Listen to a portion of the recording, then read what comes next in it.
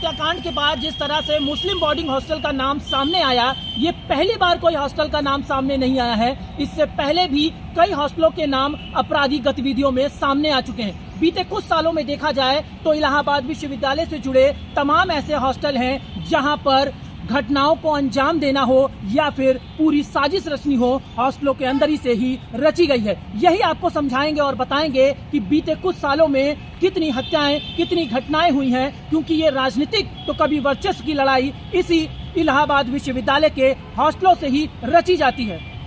Allahabad university के जिस मुस्लिम boarding hostel में उमेश पाल हत्याकांड की साजिश रचने की बात पुलिस कह रही है, वहां अतीक का खासम खास सदाकत खान शरण लिए हुए था, यानी मुस्लिम हॉस्टल उसके लिए अपराध की साजिश रचने वाली पनाहगाह या कह लीजिए गुनाह करके छिपने का अड्डा बन गया था।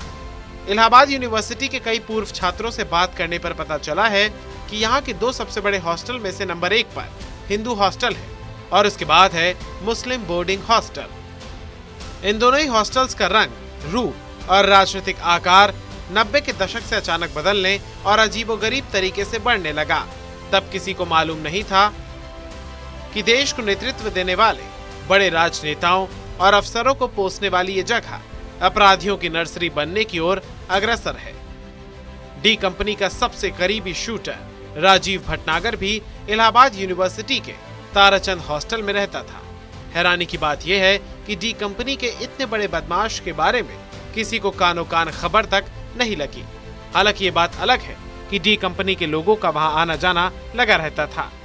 बीते कुछ सालों में देखा जाए तो इसी विश्वविद्यालय से जुड़े हॉस्टल ताराचंद के हॉस्टल के गली में ही नेता बीएसपी के राजेश यादव की गोली मारकर हत्या कर दी गई थी। तो वहीं पीसीबी के अंदर पूर्व छात्र नेता अच्युतानंद शुक्ला की भी गोली मारकर हत्या कर दी गई थी। यही नहीं, हॉल एंड हॉल के हॉस्टलों के बाहर भी कई बार वर्चस्व की लड़ाई को लेकर बमबाजी हुई तो कभी गोलियां चली। तो यही नहीं, इसका पुराना इतिहास भी है, वो इतिहास भी समझाएंगे आपको, क्योंकि विश्वविद्यालय के जुड़े तमाम ऐसे हॉस्टल इस समय चर्चाओं का विषय बना हुआ है। क्योंकि उमेश पाल हत्याकांड के बाद जिस तरह से मुस्लिम बोर्डिंग हॉस्टल का नाम सामने आया, तो एक बार पुलिस ने भी सारे हॉस्टलों के रहने वाले छात्रों और पूर्व छात्रों की कुंडलियां खंगालने में जुटी हुई है।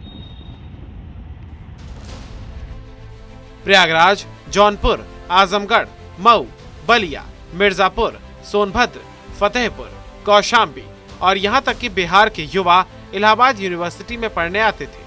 छात्रों के बीच इस जगह को लेकर ऐसी दीवानगी होती थी कि यहाँ एडमिशन के लिए सारी ताकत झोंक देते थे। 1990 से लेकर 1993 तक छात्रों की आपसी लड़ाई यूनिवर्सिटी कैंपस से लेकर हॉस्टल तक खुलकर होने लगी थी। इसके अलावा जो छात्र इन हॉस्टल्स में रहकर छात्र संघ चुनाव की तैयारी करते थे, उन्हें भी सियासी संरक्षण की दरकार थी। लिहाजा राजनीतिक दलों के चुनिंदा नेताओं ने इलाहाबाद यूनिवर्सिटी के छात्रों की जरूरत पूरी की, तो बदले में छात्र नेताओं ने राजनेताओं को सियासी कर्ज चुकाने में गोली, बम, बंदूकें और खून सब कुछ झोंक दिया। 1990 से लेकर 1995 के बीच इलाहाबाद यूनिवर्सिटी का कैंपस और हॉस्टल की पूरी सामाजिक बुनियाद ही बदल चुकी थी। इलाहाबाद यूनिवर्सिटी में पढ़ने वाले छात्र पुलिस प्रशासन या यूनिवर्सिटी प्रशासन के सामने तनकर खड़े होने की हिम्मत इसलिए जुटा पाते थे क्योंकि उन्हें बाहरी राजनीतिक संरक्षण हासिल हुआ करता था।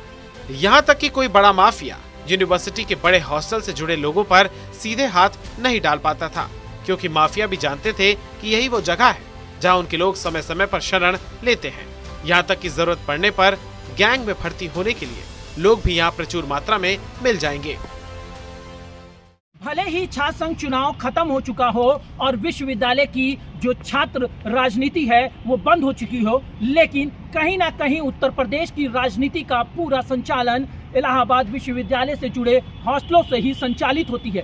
इसीलिए इस गोलीकांड में पुलिस की जांच जो है घूम फिर कर इन हॉस्टलों पर ही आकर रुक जा रही है। लेकिन जिस तरह से गोलीकांड में दिखे हुए जो शूटर, जो बदमाश थे, उनकी पहचान करने के लिए पुलिस की तफ्तीश अभी भी जारी है। अपने सहयोगी आतिफ के साथ मैं विनय सिंह रघुवंशी, TV9